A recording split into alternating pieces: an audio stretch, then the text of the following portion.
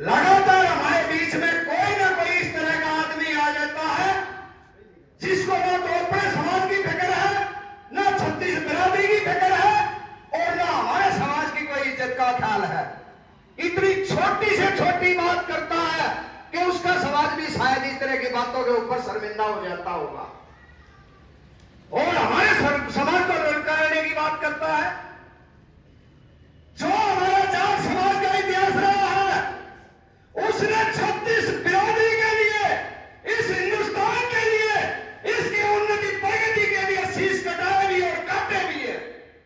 और आज वो लोग जिनके खुद के वजूद के लिए हमारे पुरखों ने शीश कटाए, वो हमारे को इस तरह की बात कर रहे हैं। बिल्कुल बेवकूफी और बेशर्मी की बात है।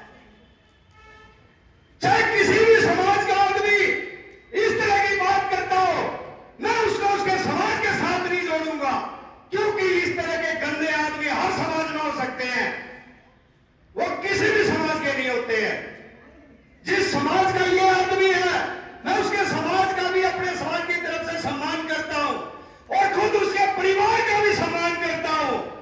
लेकिन उस जाहिर आदमी ने क्या गया है, सफाई दी है। वीडियो तो आपने सुनी होगी, लेकिन सफाई दे करके ये करा है कि भाई मैंने तो ऐसे कह दिया था, जो हरियाणवी कहावत है कि भाई जाट और जोटा है, जीत फटे उड़े लठ मारो। मजाक करा था, ये बात वो कह रहा, मजाक करा था। पूरे हरियाणा के जाट समाज का अपमान करके, ललकार करके, और दोनों समाजों के बीच में खाई बना करके वो कहता है मजाक करा था। तो मैं उसको भी कहना चाहता हूं, जिस तरह से वो कह रहा कि हरियाणा के अंदर इस तरह की साधारण बातें होती हैं, इस तरह के मजाक होते हैं, तो हरियाणा के कल्चर में मजाक जीजा शादी का उड़ा कर है और किसी का नहीं उड़ा कर है। तो भाई हम जो रिश्ता बताओगे वो भारी पड़ जाएगा। मजाक का रिश्ता हम बताओगे, कौन से रिश्ते से मजाक होता है? तो ये भी बात गलत है।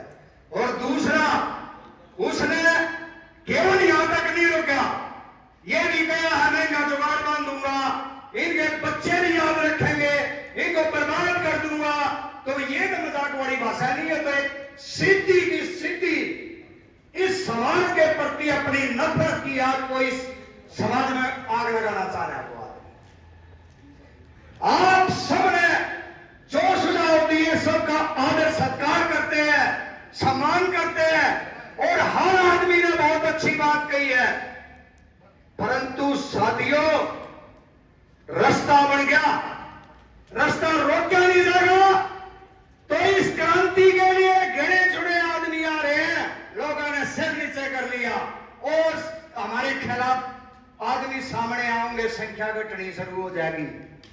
लेकिन जिस तरह से आजादी की लड़ाई में छुप छुपा करके क्रांतिकारी इतनी बड़ी संख्या में थे, उन्होंने पूरे देश को आजाद करा था, मेरे सामने बैठे भी है बहुत बड़ी संख्या मेरे को नजर आ रही है, क्योंकि आप कौम की क्रांति में लड़ना जानते हो, संघर्ष करना जानते हो।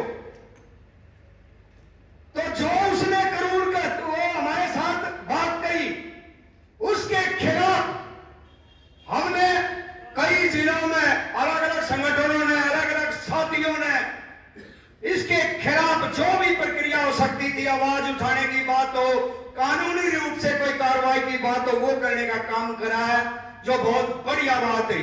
सरकार के ऊपर केवल आपके सोशल मीडिया के दबाव के कारण इतना दबाव बढ़ गया था कि सरकार ने आपके आक्रोश को भाप करके तुरंत उस आदमी को, जो उस पद पर रहने के लायक नहीं था, जिसका व्यवहार उचित नहीं था, इसलिए उसको सस्पेंड कर दिया।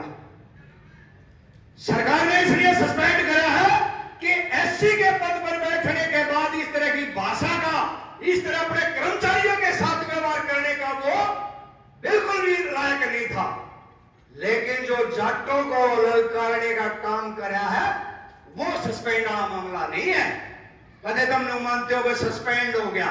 सस्पेंड सरकार ने उसके दुर्व्यवहार के कारण करा है, लेकिन जो हमारे ने गाली दे रखी है, उसका बदला क्या होगा, उसका सम्मान क्या होगा?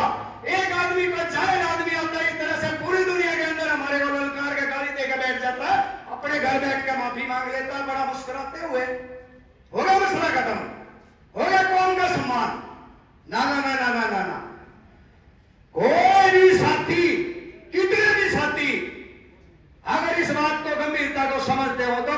अकेला चलना पड़े चाहे लाखों में चलना पड़े, मैं इस सम्मान को स्वीकार नहीं करता हूं। ये मेरी कौम का सम्मान नहीं है।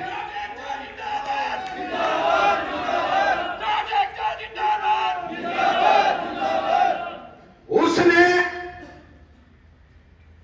जो माफी मांगी वो माफी भी माफी नहीं है।